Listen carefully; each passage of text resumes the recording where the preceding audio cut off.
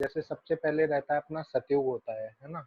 सत्य त्रेता द्वापर कली जी। हाँ जी जी तो बेसिकली जैसे सतयुग जो होता है तो उसमें तो जो तमोगुण होता है इवन वो बहुत लो रहता है, होता ही नहीं है जी लगभग, है ना। और लोग भगवान के डिवोटीज रहते जी हैं, वो उनकी पूजा कर रहे होते जी हैं, पूरे टाइम भगवान के ध्यान में रहते हैं। तो जी ये उल्टी ये ऐसा क्यों आता है कि जैसे जब सतयुग में इतने लोग इतने एडवांस रहते हैं भक्ति के अंदर, तो जी ये जो कलयुग आते आते, जैसे कलयुग में तो ये रहता है कि लोग भक्ति करते ही नहीं है। जी। तो मतलब ये जो वो है उल्टा वैसा क्यों चलता है मतलब ये वर्णन है होना तो कि काल के प्रभाव होना से तो ये चाहिए जैसे कि भाई सतयुग है, सतयुग में भगवान की अच्छे से सभी भक्ति कर रहे हैं, तो उन जी लोगों को तो तुरंत भगवान के धाम के लिए चला जाना चाहिए। तो जी। फिर ये मतलब ह्रास होता कैसे है एक्चुअली? हाँ, ये ह्रास कैसे होता है? आप देखिए, यही प्रश्न हम कर सकते हैं, हम भौतिक जगत में क्यों आए, जी नीचे गिरे कैसे? जी और हम सब पूछ सकते हैं अपने आप से कि मैं क्यों इस भौतिक जगत में हूँ, क्या कारण है? हम्म क्योंकि हम हम्म सब भगवान के अंश होने के कारण हमारी स्वतंत्र इच्छा शक्ति है, जिसका हम सदुपयोग या दुरुपयोग कर सकते हैं। हम्म तो जब जीवात्मा अपनी स्वतंत्रता इच्छा शक्ति का दुरुपयोग करता है, तो इस तरह से उसका पतन होता है और आगे जाके ह्रास होता है। तो सतयुग में हम्म जब सब भगवान की सेवा करते हैं, लेकिन क्रमशः गुणों के प्रभाव से धीरे धीरे हम्म धीरे धीरे ये जो धार्मिक कार्य में घटौती, मतलब वो कम होना, और अधार्मिक कार्यों की वृत्ति होती है। तो हम देखते हैं वर्तमान, जैसे कलयुग भी, अगर अभी वर्तमान युग को हम देख लें, तो गुणों का प्रभाव ऐसा है कि एक व्यक्ति बड़ी आसानी से पाप कार्य कर सकता हम्म है। ये गुणों का ये जो प्रभाव है। हम्म अभी शराब पीना या मांसाहार करना ये तो सामान्य है है ना। तो गुणों के प्रभाव से ये परिवर्तन होता है यहाँ पर। तो क्रमशः जब सत्वगुण कम होता है, रजोगुण बढ़ने लगता है। रजोगुण अर्थात भौतिक अभिलाष, अशम तृष्णा, है ना। और इस तरह से हम देखते हैं कि भगवत गीता में भगवान कहते हैं, काम एष क्रोध एष रजोगुण समुद्भवः महाशनो महापाप्मा विद्येन नित्य वैरिणम।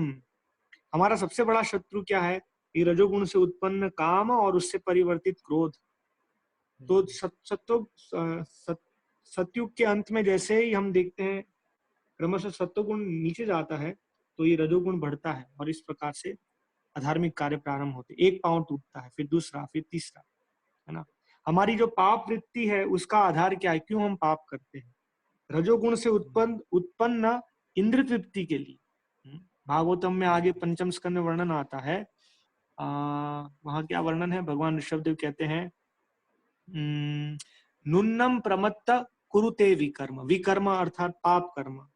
क्यों करते हैं? एक व्यक्ति पागल हो जाता है। क्यों पागल हो जाता है? यद इंद्रिय प्रीतया आप्रीनोति, इंद्रियों को प्रसन्न करने के लिए केवल वो ये कार्य करता है जी।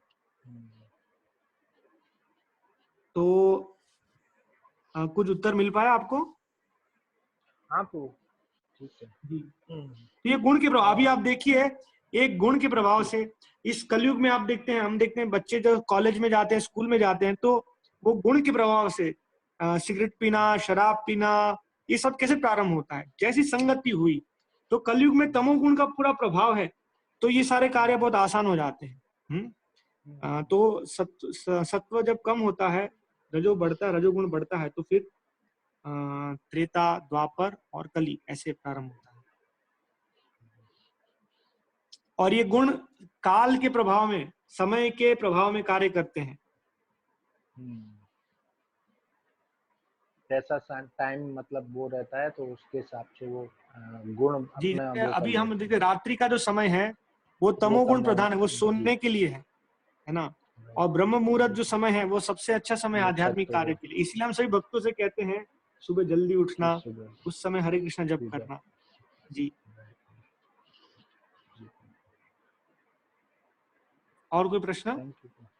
हाँ तो एक क्वेश्चन दूसरा था, लोग पूछते हैं वो चीज जैसे अपन जो बताते हैं भगवान के धाम के बारे में, कि जैसे भगवान अपने धाम में रहते हैं, अपन ब्रह्म संहिता में भी पढ़ते हैं, है ना।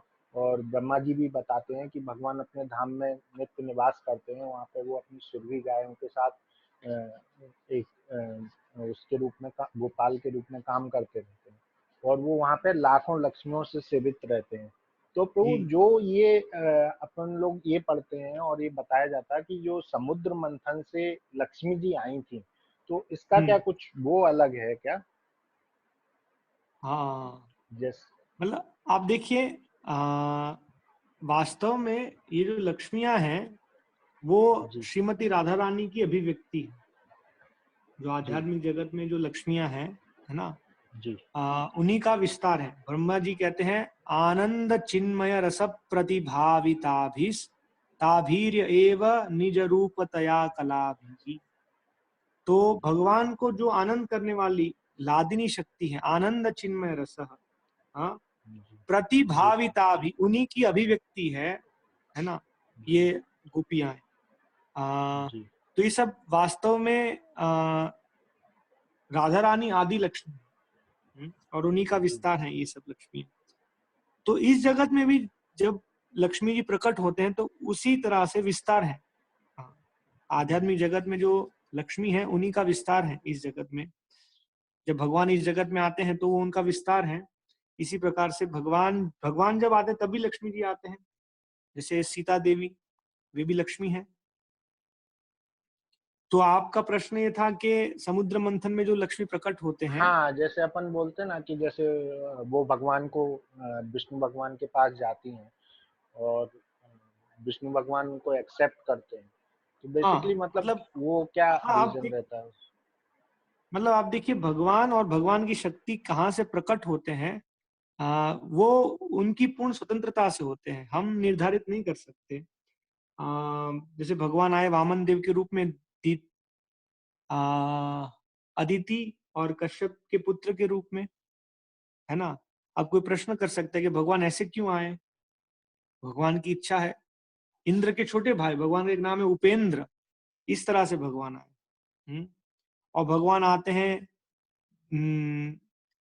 देवकी और वसुदेव के पुत्र के रूप में। इस प्रकार से लक्ष्मी जी कैसे प्रकट होंगे, भगवान की इच्छा के अनुसार ये कार्य होगा। ये मेरी समझ है यहाँ पर इस विषय में। समझ आ गया ये तो। और कोई प्रश्न?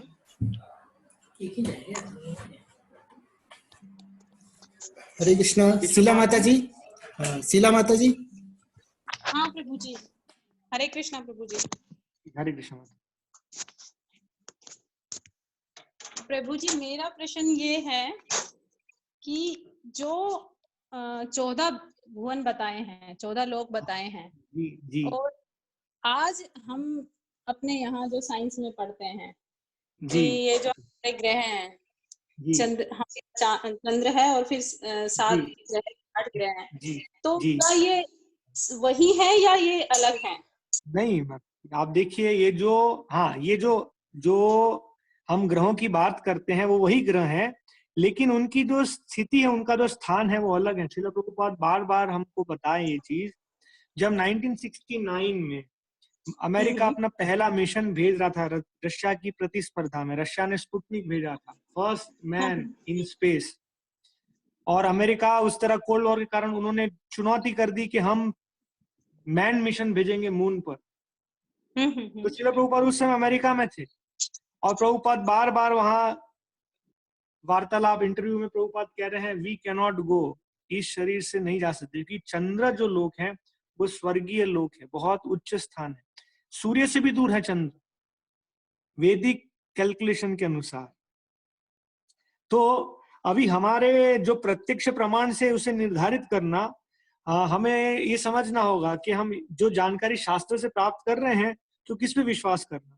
तो प्रभुपाद वहां इनकार कर रहे हैं कि नहीं जा सकते, इस शरीर में नहीं जा सकते। जैसे मैं इस शरीर में बिना किसी वीजा के, पासपोर्ट के, मैं अमेरिका नहीं जा सकता। अमेरिका जैसे देश में प्रवेश करने के लिए मुझे वीजा और पासपोर्ट चाहिए। तो जब चंद्र लोक हैं वो हमसे बहुत उन्नत हैं, वहां प्रवेश करने के लिए विधि है, हाँ, वहां भगवद गीता में भगवान कहते हैं देवान देव यजो यान्ति, देवताओं की आराधना करने से देवलोक में स्थान प्राप्त होता है।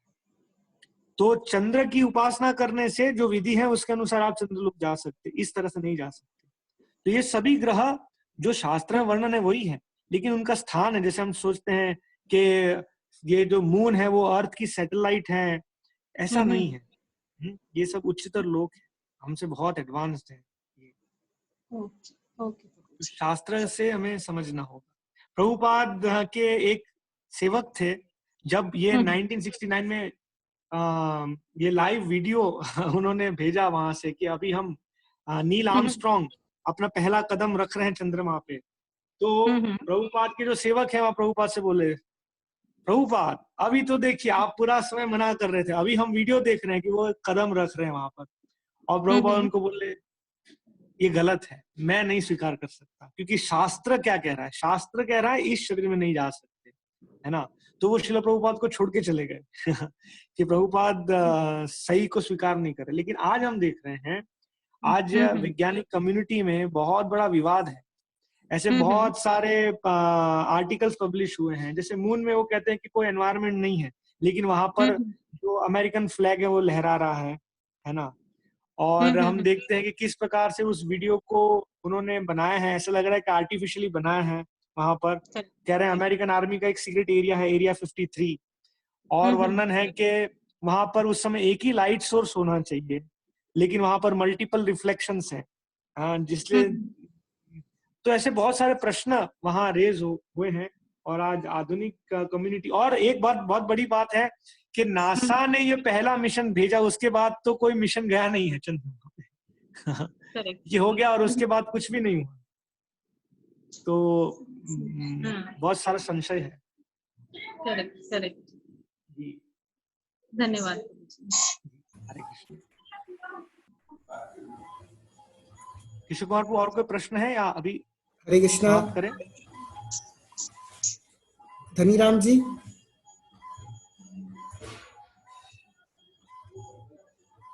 हरे कृष्ण प्रभु जी। जी हरे कृष्ण। धनीराम जी बताइए। प्रभु जी मेरा मतलब क्या ब्रह्मा जी उनके जीवन के पूरे 100 वर्ष जीते हैं या मनुष्य ब्रह्मा जी पूरे 100 वर्ष जीते हैं? जी प्रभु जी, वो अनैतिक लगता है, मगर जिज्ञासा हुई पूछने की। ब्रह्मा जी का जो शरीर है ना, वो हमारी तरह जड़ तत्वों से नहीं बना है, वो बुद्धि से, बुद्धि से बना है पूरा शरीर। जी प्रभु जी। तो ये विशेष। ठीक है। हरे कृष्ण। ओके, हरे कृष्ण। देवेंद्र यादव जी। जी अभी पूछ सकते हैं। हेलो। हाँ, हरे कृष्ण प्रभु जी। जी प्रभु जी सुन पा रहे हैं मुझे? जी सुन पा रहा हूँ। जी प्रभु जी, जैसे आज आपने श्रीमद् भागवतम और भगवद गीता में विशेष रूप से काल के ऊपर सब कुछ जो भी हम लोगों को जानकारी दी है, तो जैसे कि परम भगवान supreme lord Shri Krishna ji is the sole proprietor and maintainer and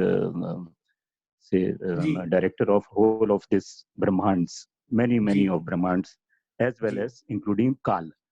तो कुल मिला के इसको और आसानी से अगर इसको संक्षेप में ऐसा माने कि जो सभी कारणों के कारण हैं, उनके शरणागत होके जो शाश्वत है, उन्हीं की आराधना और उन्हीं की सेवा करके इस जीवन को बिताया जाए आगे, जो मैं समझ पा रहा हूँ इन ए नटसेल। शायद ऐसा ही तात्पर्य ठीक है, होगा क्या? जी आप सही कह रहे हैं कि काल सबका कंट्रोलर है। हम देखते हैं जो व्यक्ति कहता है कि मैं नहीं मानता भगवान में, काल उसको भी कंट्रोल कर लेता है। जी मृत्यु से तो नहीं बच सकता ना, मृत्यु से तो नहीं बच सकता। जैसे आप देखेंगे स्टीफन हॉकिंग, ये बहुत ही प्रसिद्ध वैज्ञानिक थे, है ना। तो नास्तिक थे बहुत बड़े। उनका शरीर व्हीलचेयर में था। हाँ ठीक है। तो अपनी पुस्तक में कहते हैं ब्रीफ हिस्ट्री ऑफ टाइम, उन्होंने पुस्तक लिखी और वो कहते हैं कि अभी हम शीघ्र ही भगवान के मन को जान लेंगे, we'll know the mind of God. तो इस वाक्य से लोगों को लगा कि शायद ये थोड़े आस्तिक बन गए हैं, अभी भगवान के मन को जानना। लेकिन वो एक कटाक्ष के रूप में बोल रहे थे कि यद्यपि अगर कोई भगवान है भी, है ना, तो भी उनका मन क्या है हम लोग जान लेंगे विज्ञान से। अच्छा।